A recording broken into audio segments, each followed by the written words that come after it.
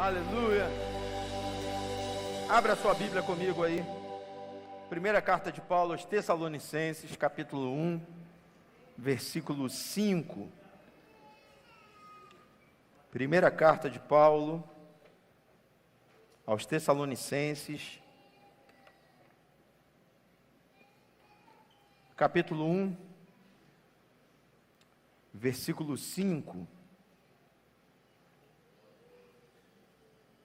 Quem já achou, diga amém. Porque o nosso evangelho não chegou até vós tão somente em palavra, mas sobretudo em poder, no Espírito Santo e em plena convicção, assim como sabeis ter sido o nosso procedimento entre vós e por amor de vós. Nosso evangelho não chegou até vós em palavra, mas sobretudo em poder. Pai, nós te louvamos, nós te agradecemos, Senhor, porque nós temos recebido do teu poder aqui nesse lugar. Nós te louvamos porque sabemos que não há um dia sequer, não há um culto, não há uma reunião em que a tua presença não se manifeste, em que o teu poder não se manifeste. Mais uma vez nós te pedimos, Senhor, tem misericórdia de nós, perdoa os nossos pecados, perdoa as nossas falhas, limpa o nosso coração e manifesta aqui a tua glória, Senhor. Que saímos daqui impactados pelo teu poder, que saímos daqui renovados, Senhor, avivados pela tua palavra, Senhor. Nós amamos a tua palavra, Senhor. Nós entendemos que a tua palavra é o que ilumina a nossa caminhada, Senhor. Que mais uma vez essa luz brilhe aqui nesse lugar. Nós repreendemos e expulsamos toda a retaliação, todo levante de Satanás. Nós declaramos que o diabo não tem poder sobre as nossas mentes. Em nome de Jesus, abre o nosso entendimento agora para a tua palavra, Senhor. Que seja revelação para a nossa vida, Senhor, gerando uma aplicação prática, ó Deus, um posicionamento que agrada o teu coração, para a glória e para a honra do teu nome, nós te pedimos em nome de Jesus, amém e amém. Glória a Deus. Você pode se assentar dando glória a Deus, adorando ao Senhor, Ele está no nosso meio, aleluia, glória a Deus. Bem, Deus me deu essa palavra como um presente. Em primeiro lugar, Deus me presenteou. De repente alguém, o senhor é egoísta, pastor. Primeiro Deus falou comigo. Mas depois Ele disse para mim que seria um presente para a igreja. Um presente para a Nova Jerusalém. E eu vou tentar ser objetivo para que a gente tenha um tempo aqui ainda de adoração e de oração. Vamos lá. A carta de Paulo aos Tessalonicenses foi uma das primeiras escritas por ele. Apesar da gente ter uma ordem, de exposição dos livros no Novo Testamento, essa ordem, ela não segue a cronologia, ela não segue o tempo em que cada uma delas foi escrita. Essa ordem não segue o tempo em que cada carta, ou que cada um desses livros foram escritos, ou cartas enviadas pelo apóstolo Paulo, e aí, segundo a cronologia, uma das primeiras, foi Tessalonicenses.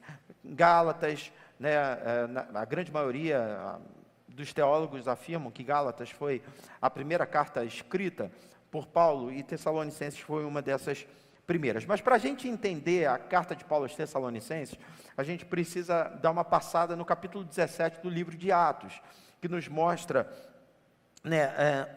Paulo indo até Tessalônica com Silas em uma de suas viagens missionárias, e ali ele funda a igreja de Tessalonicenses, ali ele abre esse trabalho. Bem, Paulo chega até esse lugar e, como de costume, Paulo ia direto para uma sinagoga, tanto na viagem com Barnabé, quanto na viagem com Silas, todas as viagens missionárias de Paulo, ele tinha esse costume de chegar na cidade e procurar uma sinagoga. Ele, como judeu, ele ia até lá para poder compartilhar dos ensinamentos da palavra do Senhor, em primeiro lugar para o seu povo.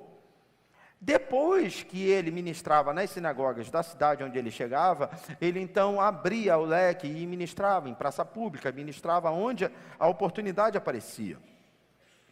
Bem, dentro desse contexto, do capítulo 17, do capítulo 18 de Atos dos Apóstolos, a gente vê Paulo em Tessalônica, depois em Bereia e depois em Atenas, e vê Paulo procurando sinagogas, mas, por exemplo, em Atenas ele não ministra numa sinagoga, ele ministra numa reunião de filósofos, num lugar onde os sábios, aqueles que estudavam muito a literatura, né, costumavam se reunir para debater.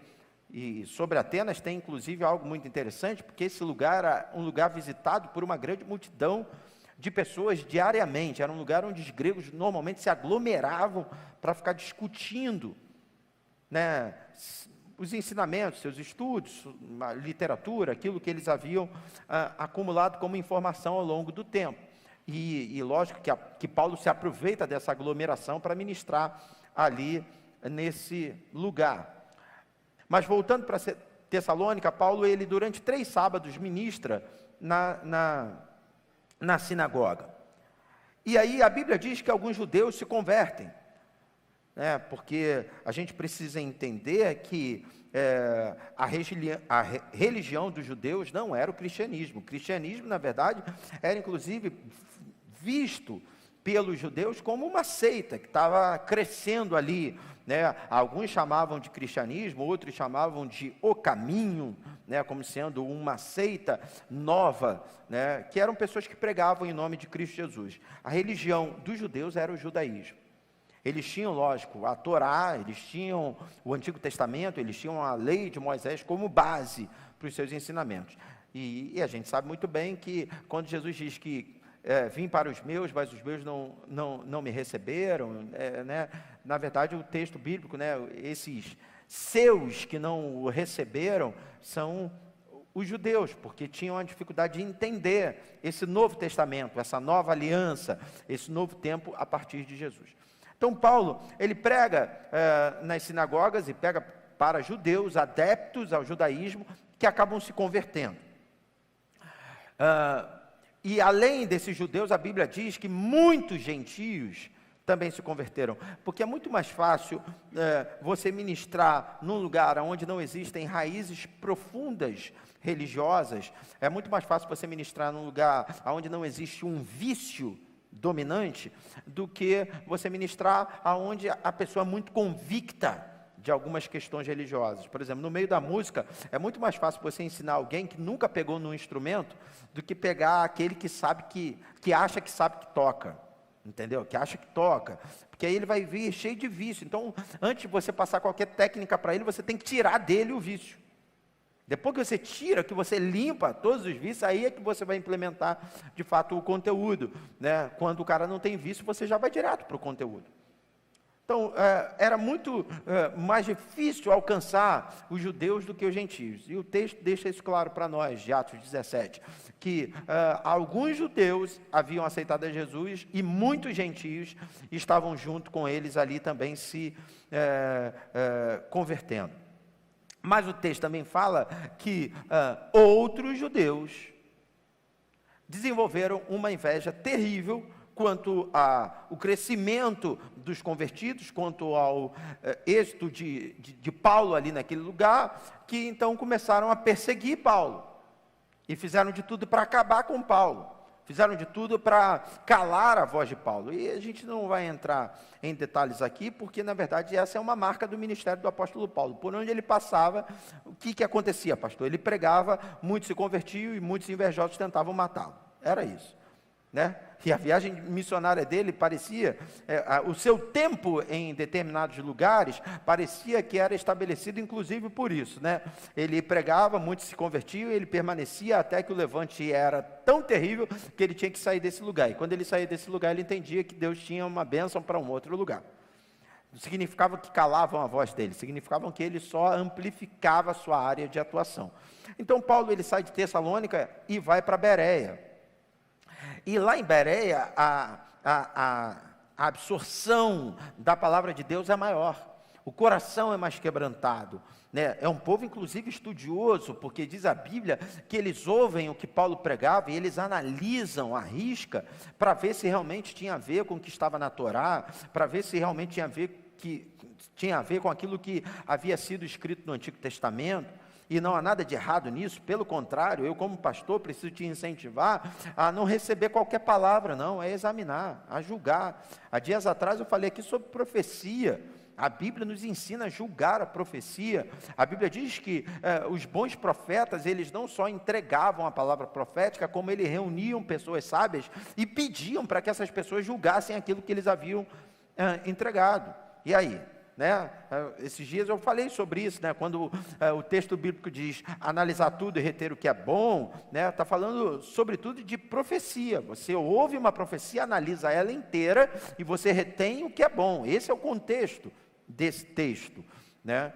Então, os homens de Bereia, eles têm esse costume, eles analisam tudo e eles percebem que o que Paulo está falando vem da parte de Deus, eles realmente abrem seu coração para receber a palavra do Senhor. E a gente sabe que tudo está no controle de Deus, que nada nunca fugiu do controle de Deus. Mas humanamente falando, talvez era para ali em Bereia acontecer um avivamento extraordinário, era para, humanamente falando, era para acontecer, né, uma revolução, porque o povo estava quebrantado e aberto. Mas a Bíblia diz que os homens de Tessalônica que haviam perseguido Paulo, ao saberem que Paulo estava em Bereia pregando e que lá em Bereia tinha uma aceitação boa à palavra, eles saem de Tessalônica e vão até Bereia para impedir Paulo em Bereia. Diabo mesmo, sabe? Endemoniado mesmo. Imagina, você está pregando aqui no Sampaio e tem uma resistência, você, tá bom, vou sair do Sampaio, sei lá, vou lá para Madureira, o povo do Sampaio vai fazer perturbação lá em Madureira, tá atrás de você. Foi exatamente o que aconteceu com Paulo. E Paulo pregou lá em Bereia, e aí de novo veio um levante e uma resistência, e aí então a gente chega nesse texto que eu citei aqui, em que Paulo vai para Atenas, né? E aí eu não vou entrar em pormenores sobre, até porque esses dias eu preguei sobre, esses dias não, mas né, deve ter uns 2 meses, eu preguei aqui sobre a saída de Paulo para Atenas, quando Paulo, inclusive, usa um poema grego, né, porque nele vivemos, nos movemos e existimos, né? Paulo usa esse poema para alcançar o povo grego. Eu preguei sobre isso, deve ter, sei lá, 1 mês, 2 meses, mas é só para te fazer entender a cronologia. Ele vai para Tessalônica, lá em Tessalônica ele é perseguido, ele então sai de Tessalônica, vai para Bereia, lá em Bereia ele é perseguido, e perseguido pelo povo de Tessalônica que segue ele, aí então ele sai de Bereia, vai para Atenas, e lá em Atenas ele prega a palavra do Senhor, e Silas ainda fica um tempo em Bereia. Mas eu te disse que para a gente entender a carta de Paulo aos Tessalonicenses, a gente tinha que dar uma passada nesse capítulo 17 de Atos, exatamente pelo fato de que o que acontece em Tessalônica, né, a grosso modo é isso. Paulo chega com Silas e 3 sábados ele prega o evangelho nas sinagogas e as vidas começam a ser alcançadas, mas aí de repente vem um levante terrível contra eles e eles saem praticamente fugidos de Tessalônica. Aí em Bereia, né, que ainda era próximo de Tessalônica, eles começam um novo trabalho, a igreja começa a pegar corpo, e ali com uma aceitação melhor, só que os tessalônicos vêm para Bereia para atrapalhar o trabalho de Paulo em Bereia. Aí Paulo vai para Atenas, e eu pergunto a você, qual é o sentimento, qual é o pensamento de Paulo acerca da igreja lá em Tessalonicenses? Lá na Tessalônica. Bem, eu não sei se você pensaria a mesma coisa que eu, mas a minha mente me leva ao entendimento de que quando Paulo está em Atenas, ele pensa assim, talvez em Bereia a gente até consiga que uma igreja se mantenha, sobreviva, mas em Tessalônica já fica difícil. Porque Bereia teve uma aceitação maior e a coisa foi atrapalhada não pelos bereanos, mas pelos tessalonicenses. Agora, lá em Tessalônica, será que alguma coisa sobreviveu? Né? Será? Porque não deu tempo de uma implantação e de uma consolidação. Quem é que está entendendo o que eu estou ministrando aí? Diga amém.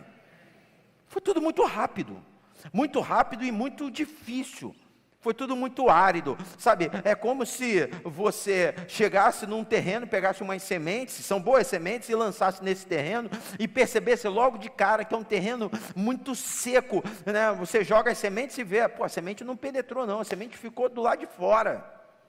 E aí quando você pensa em regar, quando você pensa em molhar aquele terreno para afofar a terra, e para a semente penetrar, alguém vem, se levanta e te bota para correr.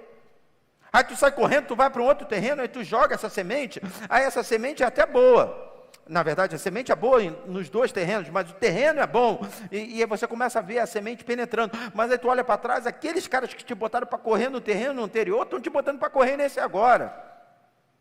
Aí você pensa, pô, a semente que eu lancei em Bereia, de repente pode ser que tenha dado fruto, mas a de Tessalônica não.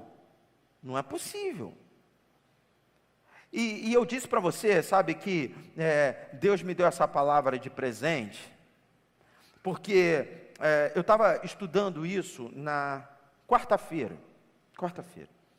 Quarta-feira, eu estava meditando nesse texto, e teve um momento que o Espírito Santo me deu um quebrantamento. Eu estava sozinho na sala lá de casa, Denise estava no quarto, os meninos estavam cada um num quarto, e eu estava sozinho na sala. E aí me veio um quebrantamento, eu comecei a chorar, e eu tive que parar um pouquinho o meu estudo. Sabe quando você para um pouquinho para dar aquela respirada, sabe?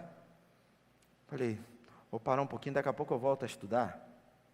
E eu estava no meu computador, estava com meus livros na minha frente, né? E aí eu peguei o celular. E quando eu peguei o celular, né, tinha uma mensagem aleatória do Facebook, que eu nem lembro qual era.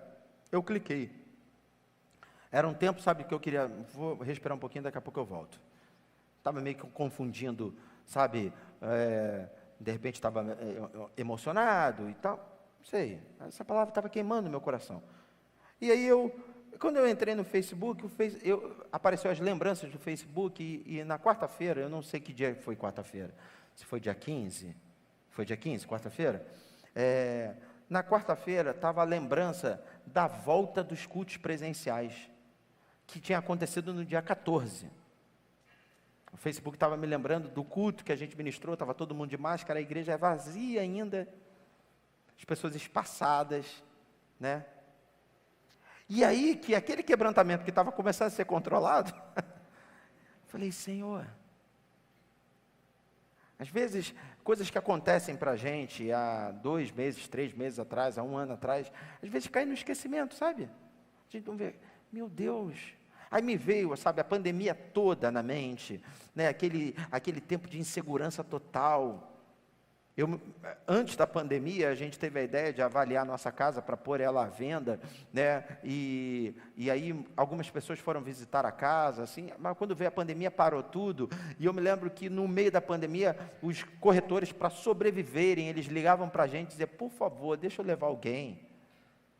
Tem gente que está querendo comprar e a gente querendo vender, mas o medo era tão grande, né? Eu lembro da Denise dizendo, não, Samuel, ninguém vai entrar aqui em casa. E aí, depois de muita insistência, a gente deixou, e aí o cara foi, e sabe, parecia até um astronauta, com luva, tirando sapato, e eles falando o tempo todo, não, a gente não está encostando em nada. E depois que eles saíram, a gente passando álcool gel nas coisas. Eu não sei você, mas não parece que quando você lembra desse tempo, que foi há 2 anos atrás, não parece que você está mergulhando num filme E eu falei, gente, isso foi real. Isso foi real. E o Senhor nos guardou. Eu falei, isso foi real. E a igreja continua. Aí o Espírito Santo foi me fazendo lembrar que a gente não ficou um domingo sequer. Nem pela manhã, nem à noite, uma terça-feira sequer. A gente não ficou uma quarta-feira, na época o culto do Renovo era quarta-feira. Nós não ficamos uma quarta-feira sem ter culto. Né? A gente, quando teve o bloqueio, o domingo seguinte a esse bloqueio, né, a gente ainda estava meio que, né, sem entender, a gente ainda veio para a igreja. E a gente fez um culto aqui, eu anunciei que não era para vir ninguém. Só veio o pessoal da mídia, mas eu lembro do pastor Helder aqui, né? Lembro do irmão João aqui, tinha alguns irmãos aqui, a gente fez um culto aqui, a pastora Kátia deu aula nesse dia, E aí, na semana seguinte, a gente mandou um comunicado, não vai dar mais, a igreja está fechada, a gente só vai fazer transmissão ao vivo, mas só aquele culto foi suficiente para entrarem no meu Instagram e me arrebentarem. Mas é uma responsabilidade, e colocando pessoas em risco, e que não sei o quê, papapá. E eu quase respondendo, eu não sei você, mas eu não estou entendendo nada do que está acontecendo. Aí a gente começou a fazer aqui, mas tinha aqueles irmãos, sabe, que são ousados mesmo, que vou para a igreja e tal. Eu falei, não, a gente tem que parar de fazer aqui. Aí teve uma hora que não dava mais para fazer, fomos para dentro de casa, para fazer dentro de casa.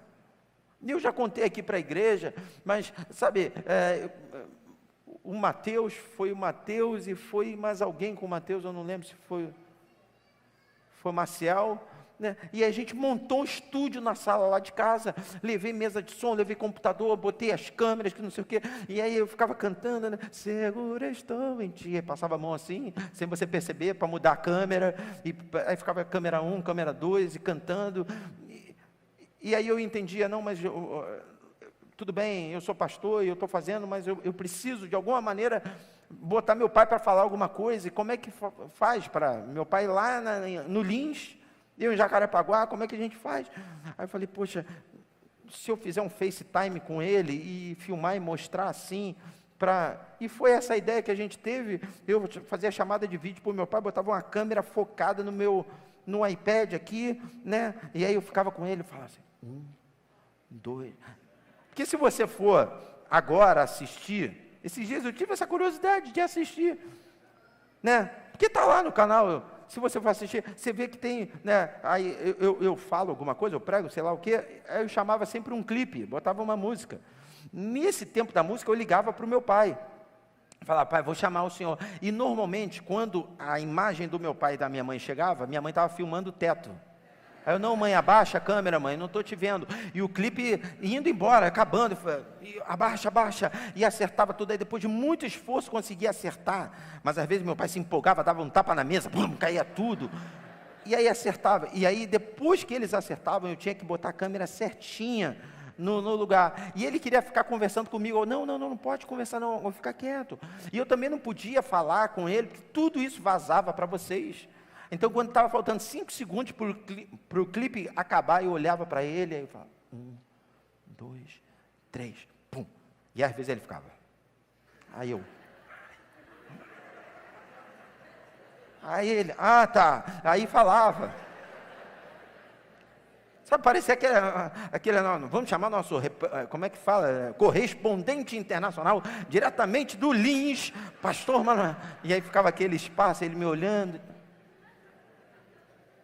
Eu não sei você, mas quantas vezes nós fomos quebrantados, cheios da presença do Senhor, através desse culto, né? Hoje, eu não sei eu acho que elas foram embora, não estou vendo ali atrás, mas a Paula que apresentou o João Pedro aqui hoje, né? Ela falou eram aqui da igreja, e ela começou a namorar com hoje o esposo dela, que mora em Campo Grande, e aí depois se casou, ficou distante, tal, que hoje estão morando em São Paulo, e ela falou assim, pastor, o senhor não faz ideia de como o culto online me sustenta, o senhor não faz ideia, porque a gente ainda não achou a igreja em São Paulo, e eu assisto tudo o que o senhor fala, assisto todos os cultos.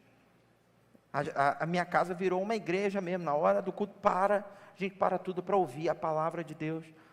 E aí você vê que a gente já fazia nossas transmissões antes, mas sabe, todo o desenvolvimento disso teve que ser na raça, no meio da pandemia. No meio da pandemia, a gente tendo que, né, ministrar louvor todo dia, tendo que cantar e tendo que pregar, e Deus nos sustentando. Olha para o teu irmão e diga assim, até aqui nos ajudou o Senhor. Até aqui nos ajudou. Então me veio, sabe, um quebrantamento. E aí, eu sei que, né, a gente tem ouvido falar, os números estão aumentando de novo, aí tem sempre um endemoniado que empresta a boca para o capeta, que diz, isso vai voltar. às vezes fala sem conhecimento nenhum de causa, e se eu não sei, irmão, a última coisa que eu quero é profetizar que isso vai voltar. Pelo contrário, eu vou declarar que esse vírus já foi aniquilado, está debaixo dos nossos pés.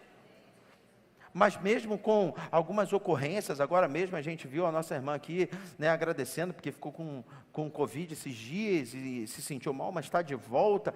Mesmo com algumas ocorrências, a gente não está vivendo nem perto do que a gente já viveu. Porque até aqui nos ajudou o Senhor. Porque Ele tem sustentado a Nova Jerusalém, porque Ele tem sustentado essa igreja. E eu não sei, alguém pode dizer assim, o senhor é orgulhoso de falar isso. Não sei se você quer interpretar o meu sentimento como um sentimento de orgulho, fica à vontade, mas quando eu vou aí nos lugares e tal, eu compartilho, eu falo, não, a igreja está viva. A igreja está de pé. Tomamos algumas pancadas, mas a gente permanece de pé.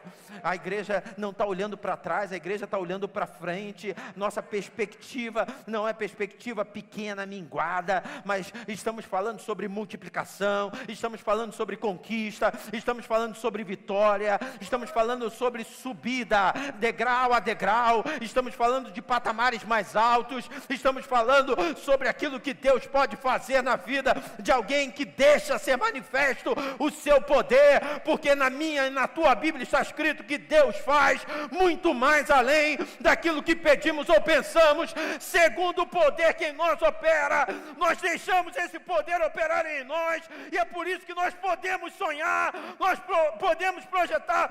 Deus não fará o que você está pensando, Ele fará muito além daquilo que você está pensando. Ele não mudou, Ele é o mesmo. Oh, meu Pai, Ele é o mesmo.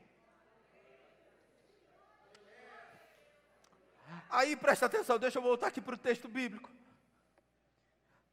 Porque Paulo escreve aos Tessalonicenses, e quando ele escreve essa primeira carta, ele conta meio que a história. Ele meio que conta sobre o sentimento dele. Ele diz, porque a gente não se viu mais. Porque nessa época não tinha transmissão ao vivo. Não dava para Paulo saber o que estava acontecendo em Tessalônica. Não dava. Então ele manda uma carta, ele diz, eu não sei se vocês tiveram o mesmo sentimento, mas eu estava com vocês, e de repente eu tive que sair correndo e fui para Bereia. E de Bereia eu tive que sair correndo e fui para Atenas. A gente meio que perdeu o contato. E olha que coisa linda, no capítulo 3 de 1 Tessalonicenses, verso 6, ele diz assim, antes de eu ler, a Bíblia diz que Paulo, ele por conta disso, dessa necessidade de informação, ele envia Timóteo. Ele diz assim, Timóteo, eu e Silas estivemos lá, a coisa não foi do jeito que a gente imaginava e tal, mas por favor, Timóteo, vai lá e dá uma olhada na igreja para a gente. Vai lá, Timóteo, e vê se sobrou alguma coisa. Sabe, é como se alguém, né, desse uma passada aqui no Sampaio. Sobrou alguma coisa? Depois dessa pandemia? É como se alguém passasse lá na sua casa e procurasse saber, sobrou alguma coisa? Não, porque teve problema, eu sei que teve problema. Tem alguma sobra da família dele? É como se alguém passasse, eu não sei, irmão, mas eu estou falando para alguém aqui, o Espírito Santo está ministrando isso forte ao meu coração. De repente, alguém depois de uma crise financeira braba, e aí alguém passa lá para bater, será que tem algum dinheiro ainda nessa conta? Será que sobrou alguma coisa ainda nessa despensa? Porque eu conheci lá atrás a gente passou, ficou 3 sábados ministrando nas sinagogas, as pessoas começaram a se converter, mas depois teve aquele problema, lembra daquele problema? Depois que ele saiu de casa, depois daquela briga, depois daquela discussão, depois que ele ficou doente, teve aquele problema. Depois daquele problema, eu não sei. Então, Timóteo, vai lá ver para mim, Timóteo. Eu preciso saber como está esse povo. 1 Tessalonicenses capítulo 3, verso 6, diz assim, agora, porém, com o regresso de Timóteo, vindo do vosso meio, trazendo-nos boas notícias da vossa fé e do vosso amor, e ainda de que sempre guardais grata lembrança de nós, desejando muito ver-nos, como aliás também nós, a vós outros. Escute, olhe para mim, imagine, Timóteo chega numa igreja, pensando em não encontrar uma igreja. Timóteo chega numa casa, pensando em não encontrar mais uma casa. Ele chega numa família, pensando em não encontrar mais uma família. Mas quando ele chega, ele encontra uma igreja, e a igreja continua com fé, a igreja continua com amor, a igreja continua de pé. Oh, meu Deus! A segunda na mão do sermão, diga: a tua casa não foi destruída.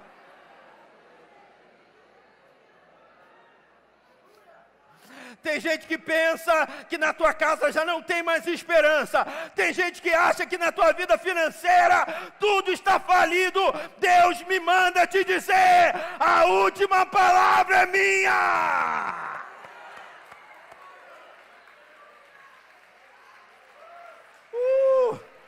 Ah, meu Deus. Quem é que está com fé? Quem manda aí no coração, diga amém.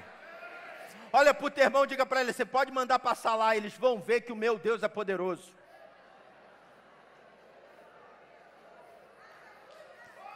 Pode mandar passar lá em casa, a gente continua orando, a gente continua com a mão levantada, a gente continua de pé.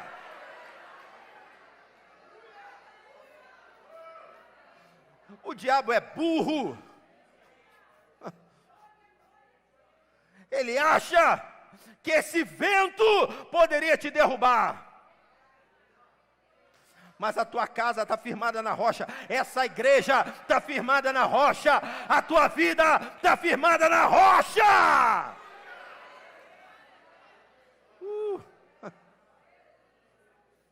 E eu vou falar um negócio para você: o sentimento de Paulo era legítimo.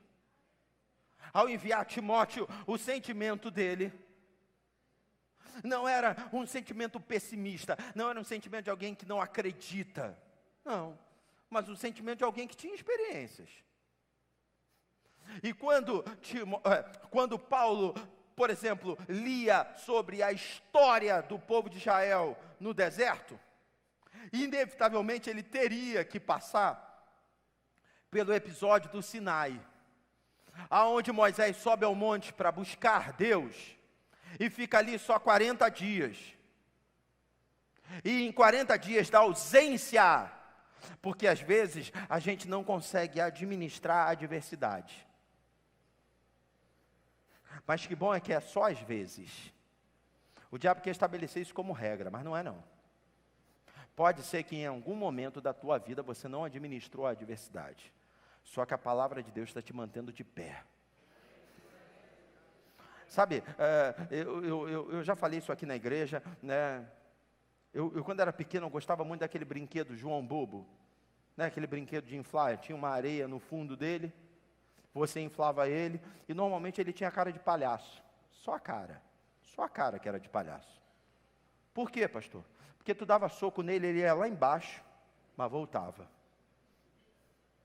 Tu batia nele, ele ia lá embaixo, mas voltava. Eu às vezes ficava virado, e aí eu pulava em cima dele e ficava mó tampão. E aí depois eu saía e ele, voltava. E voltava sempre rindo. Porque nós temos um negócio que deixa o diabo endemoniado. Nós temos poder de resistência. Fala para o teu irmão, diga assim: você tem um poder de resistência que você nem calcula. Nem você sabe o poder de resistência que você tem. Irmão, o ser humano é totalmente adaptável. A gente sempre dá um jeito. Sempre dá um jeito. A pandemia veio para mostrar isso para a gente. Não, agora quebrou, não tem mais jeito. A gente dá um jeito, irmão. A gente vai se adaptando. Deus criou o ser humano e criou os animais também com esse poder de adaptação. Tem um ouriço que ele quando atinge um nível de fome, né, de falta de alimento, num ambiente adverso, onde ele não tem o que comer, ele se fecha, e ele fica como se fosse morto. O batimento cardíaco dele cai absurdamente. O espaçamento da respiração dele fica gigantesca. Se ele respirava, sei lá, de 10 em 10 segundos, ele passa a respirar de 15 em 15 minutos. E fica. Sabe para quê? Para não gastar uma energia à toa. Aí tu sacode, tu bate, tu diz, ele está morto. Ele está ali, ó. Ele só está esperando essa nuvem passar. Ele só está esperando a árvore dar fruto de novo. Sabe hibernação? Que é um nível de sonolência gigantesco. Aí você fala, morreu, não, está só dormindo, ele só está poupando energia. Porque tem hora que tu vai para a guerra, tem hora que tu não vai para a guerra, tem hora que tu fica quieto. E ficar quieto não significa ficar parado. Ficar quieto significa estar agindo em silêncio, sem gastar energia, sem se expor. Mas Paulo tinha essa referência. Moisés sobe um monte, fica 40 dias lá. Quando Moisés desce, eles estão adorando um bezerro de ouro. Se eu sou Moisés, eu faço a mesma coisa, eu quebro as tábuas da lei também. Eu fico indignado também. Tem gente que é assim. Tem gente que, na falta do líder puxando a orelha, dispersa. Na falta do líder dando cajadada, se desvia.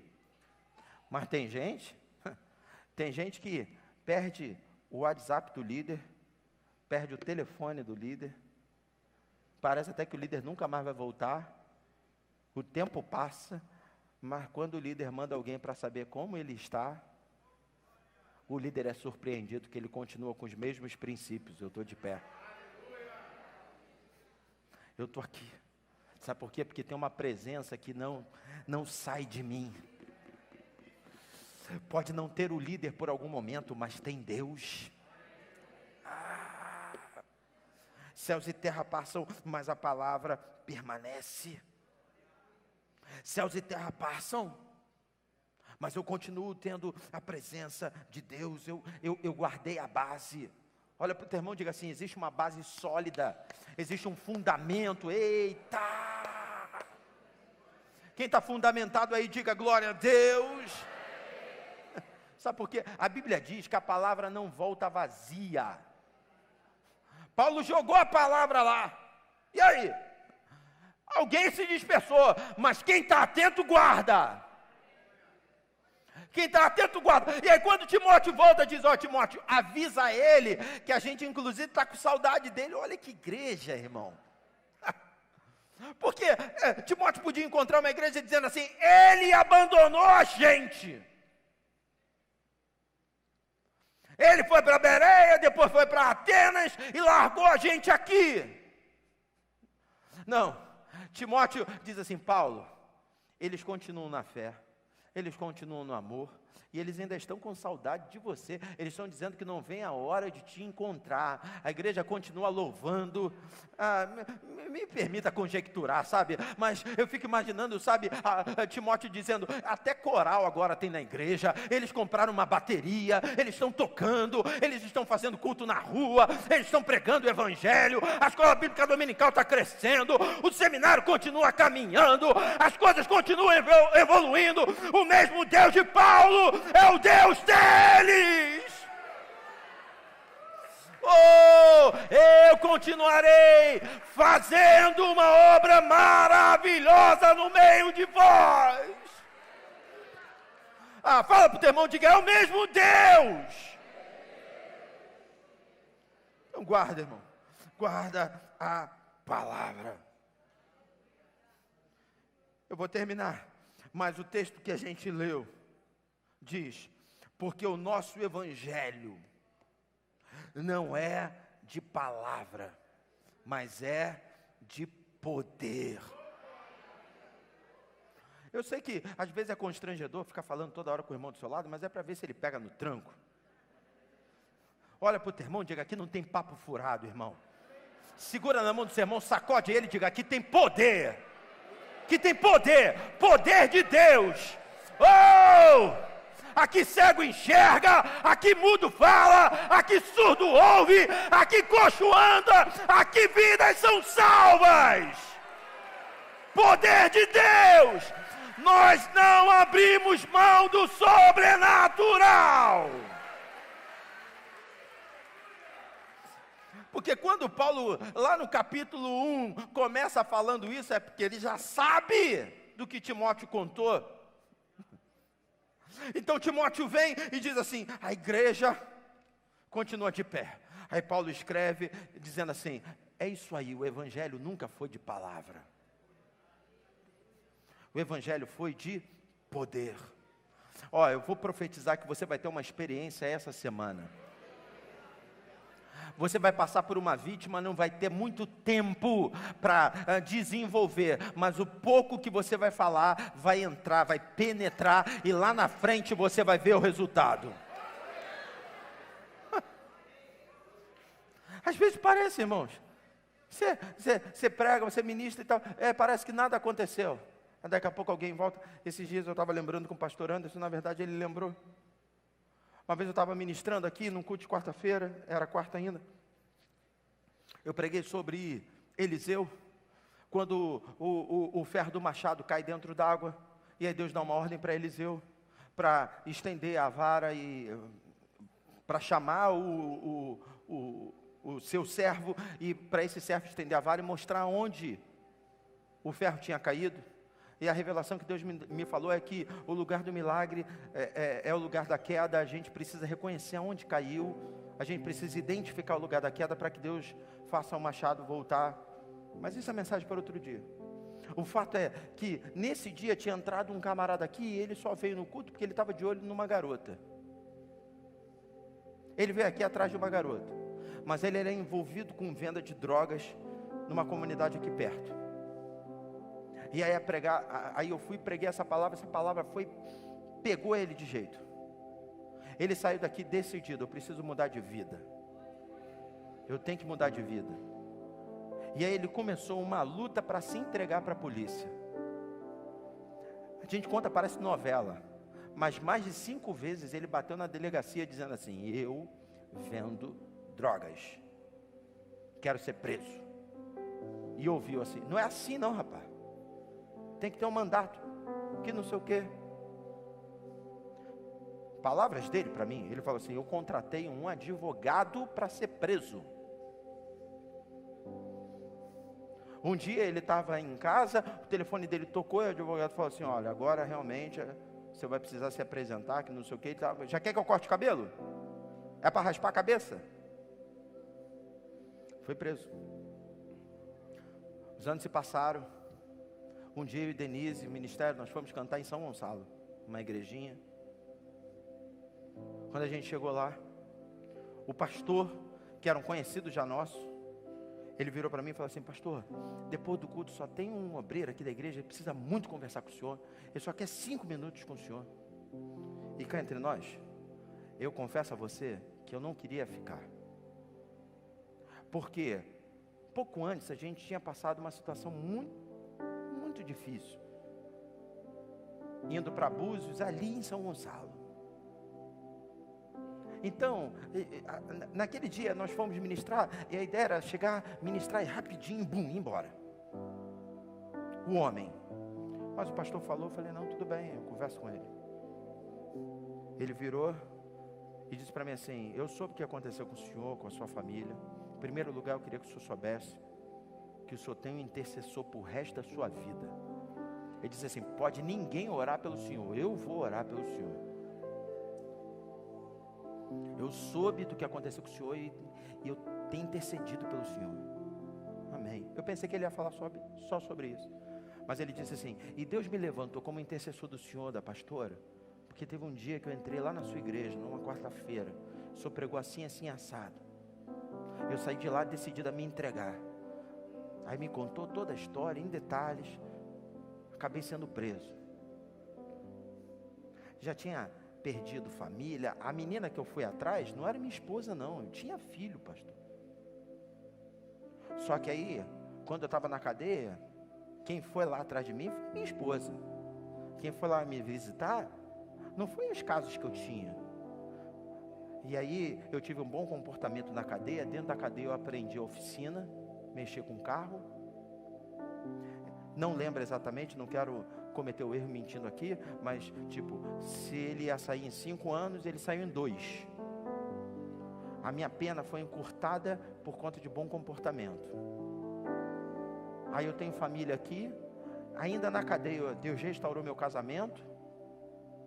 E aí eu tenho família para esse lado de cá, larguei tudo para trás, saí de lá de perto, daquelas coisas erradas, vim morar aqui, me batizei aqui nessa igreja, comecei a trabalhar com oficina. É porque não dá tempo, mas queria levar o senhor lá na minha casa, para o senhor ver a casa que Deus me deu, 3 carros na garagem. Eu olhando para a cara dele assim, ele falou assim, porque uma palavra. E sabe, irmãos, eu não fazia ideia. Até hoje eu não faço ideia de quem era essa menina. Se essa menina é crente, se ela não é. A menina que trouxe, que atraiu ele para cá, eu não sei quem é. Mas uma palavra. Você passa em Tessalônica, correndo, e deixa uma palavra. Você vai embora e você acha que nada aconteceu. Mas quando você volta lá, você se depara com alguém que diz assim, eu estou de pé. Há uma palavra, tem algo que mantém você vivo. E mesmo diante dessas adversidades, eu quero profetizar e declarar, você não vai sucumbir, você não vai morrer. Essa palavra queima aí dentro de você, e essa promessa vai se cumprir. Esse é o fundamento, é isso que te mantém de pé. Vamos ficar de pé. Oh, louvado seja o nome do Senhor.